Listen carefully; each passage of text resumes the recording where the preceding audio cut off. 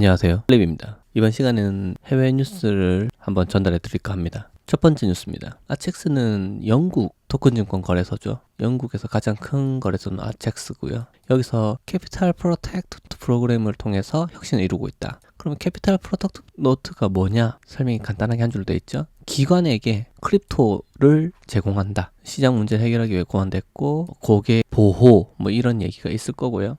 그렇죠. 이런 걸 우선시하면서 크립토에 관심을 보이는 사람한테 어필을 할 수 있도록 만들었다. 규제된 환경에 암호화폐에 투자하고 싶은 분들을 위해서 제품을 개발했다. 토큰 증권 거래소지만 암호화폐를 빼놓을 수는 없다. 그렇게 생각하시면 돼요. 다음 뉴스 보겠습니다. 잘 아시는 비트고라는 회사가 있죠. 수탁 전문 회사고요. 뭐 INX나 우리나라에는 하나증권 등등 큰 기업들하고 협업을 많이 맺었고 굉장히 활동적으로 웹3 컨퍼런스에 많이 나오시죠. 싱가포르 통화청으로부터 결제 기관 라이센스에 대해서 승인을 받았다. 이 라이센스를 획득했기 때문에 비트고는 싱가포르에서 냉장이라고 돼 있는데 콜드 월렛 솔루션이죠. 이제 커스터디를 하는 건데 암호화폐를 갖다가 콜드 월렛을 통해서 보관도 하고 또 사고 팔 수 있도록 기관 고객을 좀 노려보겠다. 그런 거죠. 이 비트고는 13년부터 이렇게 시작을 했고요. 20년에 미국에서 암호화폐 거래를 시작했고 마이클 블래시에가 저번에 KBW에도 오셨죠. 요 이제 싱가포르에서의 승인이 독일 라이센스 취득한 직후에 이루어졌다. 전 세계적으로 비트고가 굉장히 웹3의 수탁 서비스 업체로서 주목을 받고 있습니다. RSRV 호텔 소유권 시장을 출시했다. 호텔 소유권 시장을 갖다가 출시를 했는데 이게 인터컨티넨탈 익스체인지면 IC이고요. IC 연결된 데가 티제로죠. 티제로와 협력을 해서 티제로에 올라가겠다는 얘기입니다. 그래서 호텔 자산 지분을 구매하고 독점적으로 혜택을 얻을 수 있는 그런 걸 갖다 만들었다. 어떤 건지 잠깐 볼까요? 호텔 소유권의 혁명을 일으키다. 독점 혜택이 있는 호텔 소유권. 아마도 우리나라에도 이런 호텔들이 많이 있기 때문에 토큰 증권 분야에서 또 호텔들도 이렇게 들어올 수 있다. 이거 호텔은 또 부동산에 또 해당하니까 부동산 분야에 해당하는 여러 가지 상품들이 나올 거다라고 생각합니다. 이런 식으로 이제 추진이 된다고 합니다. 호텔 주식이 신탁에 예치가 돼요. 그러면은 그 예치된 거에 의해서 주식을 매입을 하는 거고요. 예치된 자산을 담보로 해가지고 주식을 구매합니다. 투자자들이. 그러면 회사의 지분을 가지고 있는 거기 때문에 토큰 보유자들이 그래서 지분에 대한 수익하고 독점 혜택을 누릴 수 있다. 좀 뭐 싸게 해주거나 그런 게 있겠죠. 그리고 그거는 아주 간편하게 티제로를 통해서 팔거나 뭐 그렇게 할 수 있다는 겁니다. 거래소를 이용할 수 있다. 공인 투자자만 투자가 된다고 하고요. 공인 투자자에 대한 기준은 제가 이전에 한번 설명을 드렸는데 돈이 좀 있어야 된다. 그게 보통 뭐 INX든 티제로든 이런 데 가입을 할 때 공인 투자자 여부를 확인을 합니다. 확인된 분들만 티제로 플랫폼을 통해서 투자를 할 수 있다. 기준은 돈이 좀 많아야 된다. 뭐 혜택으로 하면 숙박, 등급은 뭔지 모르겠고요. 컨시어지 서비스 같은 거를 할 수 있다. 그리고 지분은 티제로에서 발행된 그 토큰들을 얼마나 가지고 있냐에 따라서 지분이 나뉜다. 그런 얘기고 주식에 해당하는 그 토큰이 기타 거래소인가 티제로뿐만 아니라 다른 데도 상장할 수 있다. 그리고 지금 계약상 토큰을 사면 이거는 디지털화된 투자 계약이다 라고 기준을 잡아놨고요. 이게 리츠냐? 리츠가 아니고 단일 목적 차량 투자. 이게 뭐냐면 직독직해가 돼버렸는데 페이퍼 컴퍼니다. 그런 얘기입니다. 다음 뉴스 보시죠. 이거 독일의 도이치로셰라고 해야 되나요? 발음 못하겠는데 여기서 선도적인 디지털 펀드 유통 펀즈 DLT를 성공적인 인수 마감을 발표했다. 글로벌 시장 인프라 제공업체인 여기에서 룩셈부르크 금융규제기관이 CSSF거든요. 하여튼 여기 승인에 따라서 요 회사 인수를 했다. 저도 좀 생소하긴 한데 그런 회사가 있다 정도 하고 넘어가겠습니다. 토큰화, 자산관리 혁신을 위한 촉매제. 노무라 그룹에서 만들었네요. 일본의 노무라 그룹도 토큰증권의 진심이거든요. 1조 달러의 규모가 기다리고 있다. 기관에 대한 강조를 하고요. 저도 이게 좀 중요하다고 생각을 해요. 만들어지는 이 상품의 질이 굉장히 중요하다. 이 상품의 질에 따라서 이 토큰 증권 업계가 성공을 할 수도 실패를 할 수도 있다라고 생각을 합니다. 물론 대부분의 상품들이 올라올 수 있기 때문에 성공할 가능성이 저는 매우 높다고 생각을 하는데 기본적으로는 각각 개별의 상품의 질이 좋아야겠죠. 그리고 유동성을 좀 강조한 모습인데 여기 보면 또 2차 시장도 필수적이다. 이거 유동성을 강조한 얘기죠. RWA로서 전통적인 플러그인 트레디파이와 또 암호화폐 그거하고도 좀 이렇게 조합이 잘 맞을 거다. 어떻게 좀 잘 어우러질 거다라고 생각을 하는 것 같아요. 노무라 쪽에서는. 이걸 원하는 거죠. 노무라 증권도. 크립토나 전통 증권이 토큰 어우러지는 것. 그걸 원하는 것 같습니다. AI도 강조를 하는 것 같고요. 결론은 뭐 패러다임이 변화한다. 그런 블랙락 CEO인 래리 핑크가 했던 말처럼 그렇게 변해 간다는 거죠. 어쨌든 노무라 증권의 의견은 이랬습니다. 넘어가시죠. 리브라, 해밀턴 요게 헤지 펀드 회사로 알고 있고요. 여기랑 해밀턴 레인이 새로운 토큰화 플랫폼 리브레로 돌아왔다. 또한 리브레가 노무라에 협력을 해가지고 폴리곤 기반의 뭘 구축했다는 거죠. 한번 볼까요? 여기 써 있네요. 노무라의 레이저 디지털, 브레반 하워드, 그리고 해밀턴 레인이 암호화폐 투자 세계 유력 기업들. 지금 이 세 가지 회사가 리브레라는 새로 설립된 토큰화 플랫폼의 기본 파트너로 들어왔다. 이 세 가지 회사가 리브레라는 이 플랫폼에 참가했다는 거죠. 이더리움을 기반으로 하고 있고요. 폴리곤을 좀 채택을 한 것 같습니다.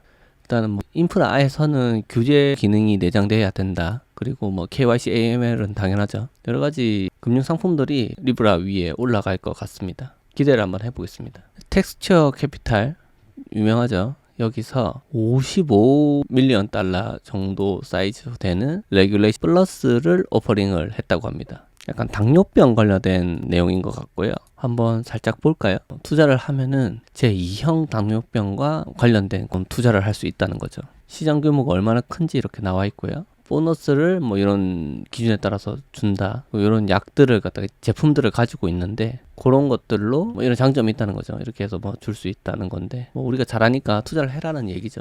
텍스처 캐피탈을 통해서 이제 실행이 된다는 거고 브로커 딜러가 필라에 등록이 돼야 되니까 브로커 체크를 갖다가 해볼 수 있다. 당연히 있는 걸 저도 알고 있고요. 헬스케어 분야 이런 건강 관련된 분야도 토큰 증권에서 활약을 할 수 있다라는 점. 확인하고 넘어가겠습니다. 여기 오스트리아 쪽에 토큰 증권 거래소로 알고 있는데요. 거기 CEO 분인데 에세테라 거래소입니다. 정확하게 어떤 라이센스인지는 저도 한번 봐야 될 것 같은데요. 오스트리아 금융시장청에서 보안 토큰이니까 세큐리티 토큰이죠. 세큐리티 토큰 마켓에서 참여할 수 있도록 허가를 받았다는 얘기인 것 같아요. 어쨌든 축하드리고 이 회사도 한번 주목해서 보겠습니다. 델타 몬티스 두 회사 간의 상업적 파트너십을 확장했다. 기술 플랫폼, 이거 DLT니까 분산 원장입니다. 두 회사가 이제 합의를 봤다는 부분이 뭐 이런 거예요. 유로 시스템 시장에 정산 CBDC를 하겠다는 토큰을 사용한 배송과 결제 시장에도 들어가겠다. 뭐 그런 얘기죠. 이 플랫폼에서는 이더리움, 알고랜드, 헤데라를 지원하는 것 같고요. 두 회사가 이제 합치면서 비용 절감이 40% 정도 됐다. 그래서 뭐 잘했다는 얘기죠. 이 델타 캐피탈은 한 번씩 들어봤는데 또 어떤 시너지를 내서 자주 뉴스에 등장하는지 한번 지켜보도록 하겠습니다.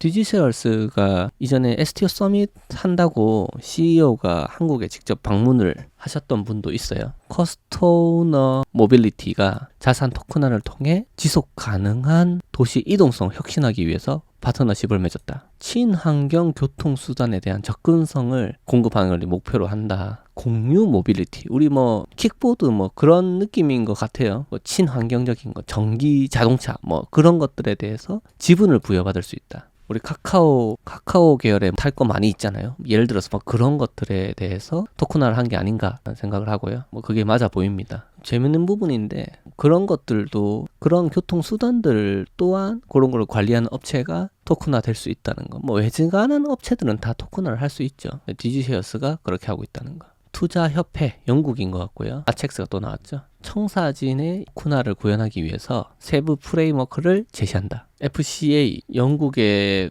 펀드 토큰화를 하기 위해서 뭐 이렇게 해봐라라는 거죠. 공개 성명을 내고 실무 그룹에 서한을 보내고 펀드 토큰화 리소스 웹페이지 뭐 이런 걸로 업데이트, 지침, 지원 자료 중심적인 역할을 할 거다. 뭐 관리를 하겠다는 거죠. 아첵스가 뭔가 좀 공익적인 일을 하려고 한다는 느낌이 들어요. 뭔가 정부한테 잘 보이고 싶은 뭐가 있겠죠. 바라는 게 있겠죠. 어쨌든 영국에서는 가장 큰 토큰 증권 거래소입니다. 인보이스 메이트하고 트레이드 파이넥스는 블록체인에서 토큰화를 뭐 했다라는 얘기인데 결국에는 뭐 RWA, 리얼 월드 에셋을 블록체인을 썼고 여기서 이제 토큰화를 했다는 거죠. 그래서 어떤 식으로 했냐, 어떤 이 토큰을 완전히 분산된 미국 달러하고 고정돼 만든 다음에 RWA DeFi 사용사에 맞춰진 팬텀 프로토콜을 사용해가지고 XDC 토큰으로 담보를 잡았다, 그런 거죠. 팬텀도 쓰는 것 같고 XDC 블록체인도 기록하는데 사용을 하는 것 같습니다.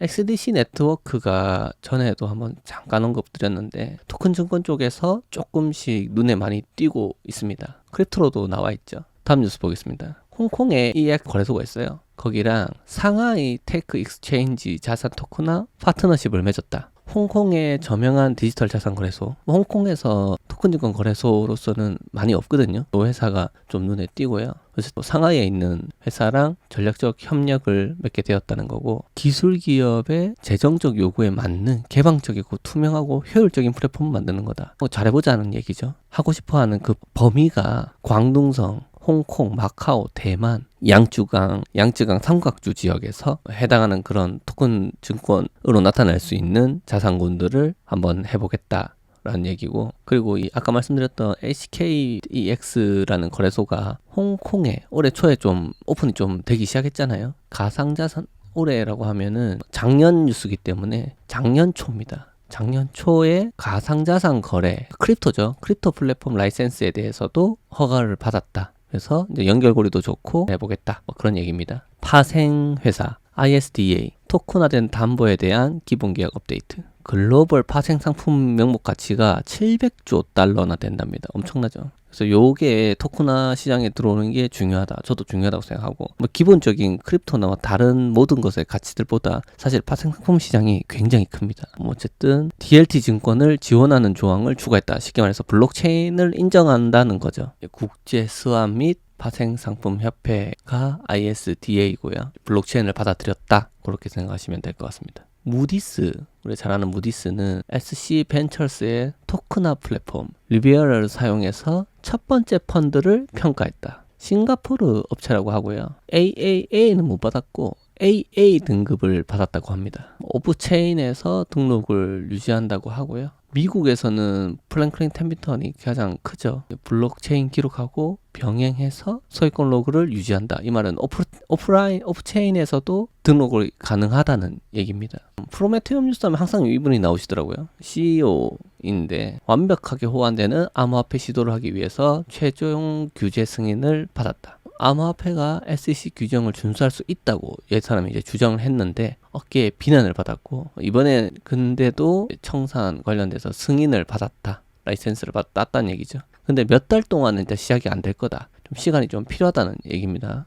이 규정 내에서 완전하게 작동할 수 있는지 이거를 이제 테스트를 하는 것 같고요. 그 시간 동안 항상 최초이자 뭐 이런 식으로 나와서 이 사람이 무조건 다 처음에 한 것 같이 보이는데, 특수 목적 암호화폐 브로커 특수 목적에 대해서는 최초라는 얘기입니다. 실적은 아직 없을 거예요. 그래서 좀 지켜볼 필요가 있습니다. 오닉스 하면은 깜짝 필요가 있죠. JP모건에서 토큰화가 개인에게 대체 투자를 배포하는데 4천억 달러의 기회를 제공할 수 있는 방법. 백서가 또 이렇게 있는가 봐요. 백서는 제가 사실 이미 다운을 받았고요. 이 내용에 대해서는 한번 파악을 해보고 말씀을 해드릴 수 있도록 하겠습니다. 금융자산의 토큰화는 블록체인 실험의 물결을 촉발합니다. 어떤 내용일까요? 일단 뭐 주요한 것만 한번 보고 넘어가죠. 토큰화된 채권 시장이, 채권이 이제 토큰화되면 이게 1조 달러까지 성장할 거다. 진짜 엄청나죠. 토큰화된 채권만 놓고 이 정도 될 거다라는 겁니다. 전통 금융이 이제 현대화라고 하는 게 블록체인에 넘어올 거다라는 얘기고요. 또 이 민간 신용 대출이 전 기업가가 자금 조달 기회에 좀 쉽게 할 수 있는 부분이다 해서 좀 각광을 받는 것 같습니다. 이렇게 성장을 했다는 얘기인데요. 한번 보죠, 그림으로. 작년 1월부터 1년간 있었던 얘기인데 오퍼링이 5.2% 700밀리언 미국에서 이제 오퍼링이 됐다는 거고, TM이 한 평균 5.2% 된다. 그리고 지금 가장 큰 데가 아까 말씀드렸던 것처럼 프랭클린 이렇게 맡고 있고요.